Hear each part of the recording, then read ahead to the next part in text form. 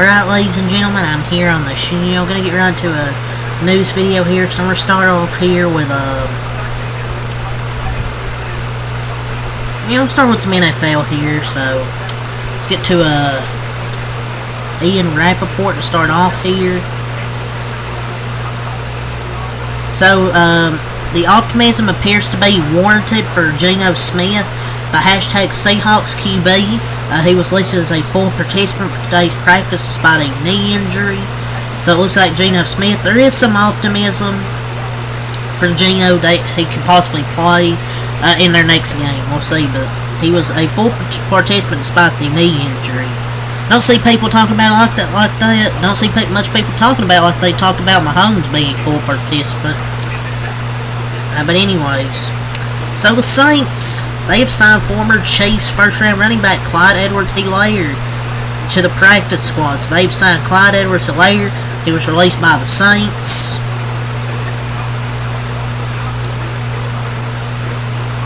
So, I mean, Chiefs got rid of him, let him go somewhere else. And he's also going through mental health stuff as well, so yes. Hopefully, maybe he gets a shot with the Saints and does better. So, Baker Mayfield, he was listed as they did not practice on the Buccaneers practice report with a knee injury. So, sounds like more maintenance than anything per Ian Rapoport. So, yeah, probably just maybe just a rest day.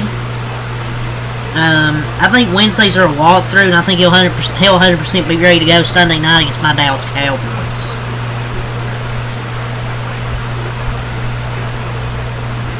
So 49ers coach Kyle Shanahan tells reporters that left tackle Trent Williams he may not play again this season. I mean, if he gets back to healthy, would play him, but it's not like that right now. So it's getting closer to being that way. But the season's over anyways. No sense of rushing him back and losing him for the next season too. Their season's cut. They aren't going anywhere regardless. And while the news of Trent Williams likely being done for the year isn't great, San Francisco has some of its bright young talent thrive with offensive tackle Jalen Moore. He's learned from the best, backing up Williams for the last 4 years, and now will start the rest of the season. So it seems to me they're shutting down Trent Williams for the rest of the season.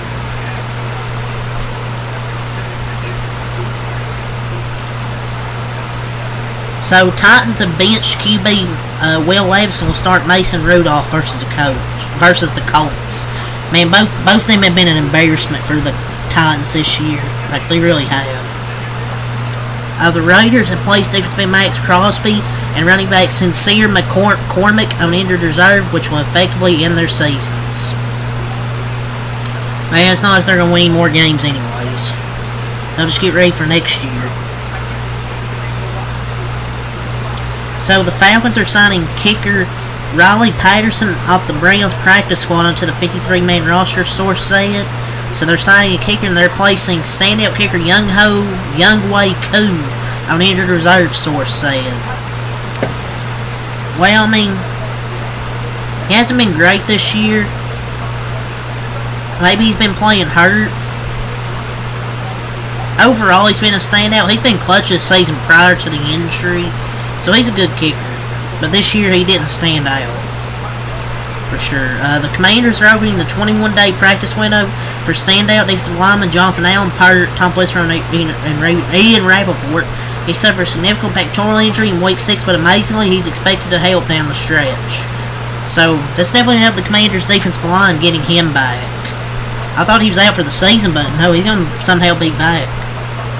So, Texans cornerback Derek Stingley Jr., Packers linebacker Adrian Cooper earned Defensive Player of the Week honors. Two young studs right there. The Raiders are signing linebacker Andre Carter, the second to the 53-man roster off the Vikings practice squad. The Army product helps Las Vegas off the edge after losing Max Crosby for the rest of the season. I remember him. Maybe he'll get a chance to ball here. Colts coach Shane Steichen tells reporters that the team is opening the 21-day window for cornerback Juju Brents, who's been on injured reserve with a knee injury. Dude, this team sucks. It's just not going anywhere anyways. So, Coach Doug Peterson announces that QB Trevor Lawrence had shoulder surgery yesterday and is now focused on his rehab. He'll make full recovery with plenty of time next season. I don't know how long this guy's going to be coached. I won't be with Doug Peterson maybe next year, that's for sure. But yeah, hopefully Trevor Lawrence gets better this offseason and make a full recovery. Now, the Eagles have opened the practice window for defensive end Bryce Huff, who was on the injured reserve following his wrist surgery. I forgot he existed, but he was good for the Jets, pretty underrated, and we'll see how he does with the Eagles once he gets off injured. Once he gets back. The Texans have activated offensive lineman Kenny Green from injured reserve. Some potential help on the way. He's worse than Elmo at blocking. He ain't gonna be no help. The Browns have placed running back Nick Chubb, broken foot on injured reserve, and signed tight end Brendan Bates from the Jets practice squad. So, the big thing I want to get into, the Falcons, they're making a major change. It's Michael Penix Jr. He's expected to take over QB while Kirk Cousins is going to the bench. Still in the thick of it, everybody knows. Stop. In the thick of it, in the playoff hunt. And Cousins, he's really struggled. One touchdown, 9 interceptions. Penix will take over. What the Sigma? Good Lord, man. They paid Kirk Cousins $180 million, and now he's been benched. I mean, it's business. So it's gonna be Michael Penix Jr. The writing's been on the wall, and now it's official. Look, I know he's getting paid a lot of money, but he's not playing good right now. Give the rookie a shot. You're playing the Giants. Basically like a preseason game at this point. So, see how he does. If he struggles, you can go right back to Cousins. But if he has something, you can start him going forward. I mean, they made the decision. It's a football decision. Basically what they said after they reviewed, they made the decision to start him going forward. We'll see how Penix can cook. Because I really think he can. And Kirk got a $62.5 million this season, has $62 million, and the team is on the hook for $27 million guaranteed next season. It's surreal. I mean, maybe the Falcons were prepared if they were to be bad, but if he is, then it's kind of just wasting money. But hey, we'll see how Michael Penix does in his first game. So Teddy Bridgewater tells Ian Rappaport and Tom Pelissero he plans to return to the NFL after coaching his alma mater to a state title. It's going to be coaching or playing? He says, we'll see how in these next 2 weeks play. It might be signing with an NFL team, then returning to coach high school football in February. Maybe he could just coach at this point. That's the best thing for him. There's old Cardinals. And star safety Budda Baker reached a 3-year, $54 million extension that includes $30 million. I think he deserves it. I mean, great move by the Cardinals. And the big time contract extension pays him $18 million per year. Man deserves a good deal for both sides. In my opinion. That's all from Rappaport. See what we got from Shefty.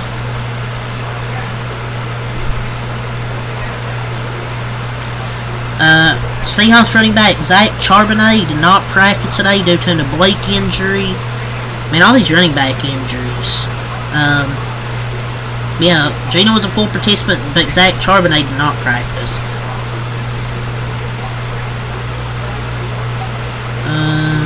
So the Chiefs, for the second straight day, have listed Patrick Mahomes as a full participant in a practice. And people are like, oh, it's the same old act. Oh, he was limping his ankle. If you actually watch the game, you see he kind of got twisted like a pretzel. So it's not just it was some type of ankle injury. I forgot what it was, some injury. People are just stupid, man.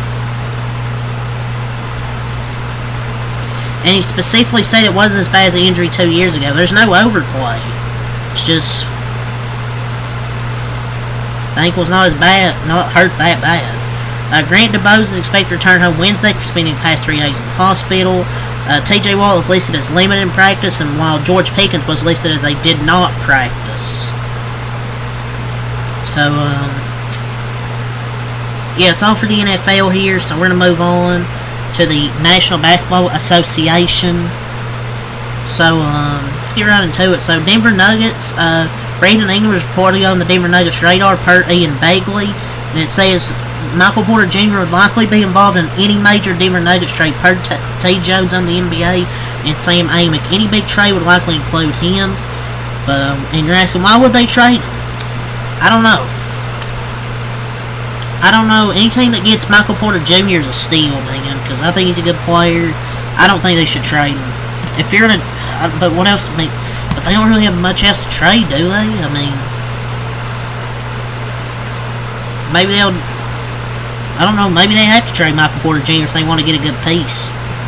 But Denver has discussed potential moves for Zach LaVine, Jordan Poole, Valanciunas, Jordan Clarkson, DeAndre Hunter, and Cam Johnson. A lot of names right there. I mean, it gives you another scoring option when Jokic is out of the game. If you get any of these guys, especially say a Zach LaVine or Jordan Clarkson, that can go get you a bucket. Kevin Durant hates the new NBA All-Star format. I absolutely hate it. Terrible. Should go back to East-West. Well, I don't know. Nobody really tries in the All-Star game anymore. That just kind of is what it is at this point. Like, nobody tries in the All-Star game. It is. I hate to say it, but I mean, it is what it is. It's the truth. Milwaukee Bucks All-Star Damian Lillard has agreed to a lifetime contract with Adidas.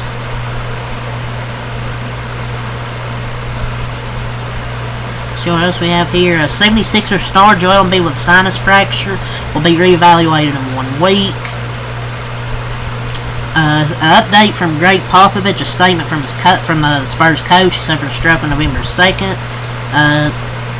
As they work together on their recovery, you want to take a moment to share the outpouring of the support they've reached. And I don't know when he'll be back. But at least he's feeling better. So yeah, that's a few NBA things there. So we got some NFL, NBA got through here. So some matches have been made official for Raw on Netflix. Rhea Ripley and Liv Morgan is official for Raw on Netflix for the Women's Championship. CM Punk and Seth Rollins is made official, which will probably be the main event. So let's get some more things here. Adam Pearce announces that Logan Paul has joined the WWE Raw roster ahead of his Netflix, and he is in fact pretends to be shocked, not retired. Well, I mean, when he said he was retired, it was sarcastic. Okay? Who thought he actually retired? I don't think he's going to be full-time. But he says he needs to be... He said he wants to be full-time with podcasts. He just needs some time off for his new kid, obviously. So Triple H talked about WWE on Netflix. He said, we'll bring you things you've never seen before. It's going to be absolute cinema. Possibly. We'll see. So via WrestleVotes Live Community Backstage Pass, WWE wants CM Punk to be involved in a world title match at WrestleMania 41. Gonna be interesting. I don't know who we'd have face. We'll see. It'll be interesting. So a new report reveals that Lee Fitting was dismissed by ESPN in August of 2023 due to misconduct allegations from current and former employees. According to them, making comments objectifying women, criticizing their physical appearance, and making crude jokes, some sexual in nature in the workplace, which went unchecked for years. A WWE spokesperson said the company had no comment on the allegations against Fitting, whilst Fitting, through a spokesperson, declined to comment. Oh, well... I guess we'll know when at the bottom of the credits of when it normally says Paul Levesque and Lee Fitting. I guess we'll see. I only know this dude because he's a producer, and his name's at the end of fucking WWE show. I mean, Triple H doesn't have the power to fire anybody. I don't know why people don't get that. He runs creative. That's pretty much it. Nick Khan runs the company. If anybody can fire him, it's Nick Khan. But I don't think anything will happen at this point.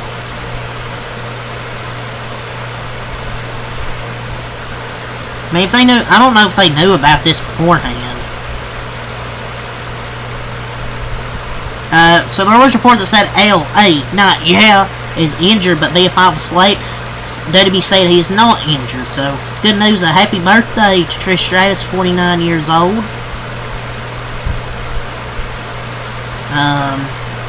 So yeah, it's really all I gotta say for this video. So until next time, I'm out. Peace.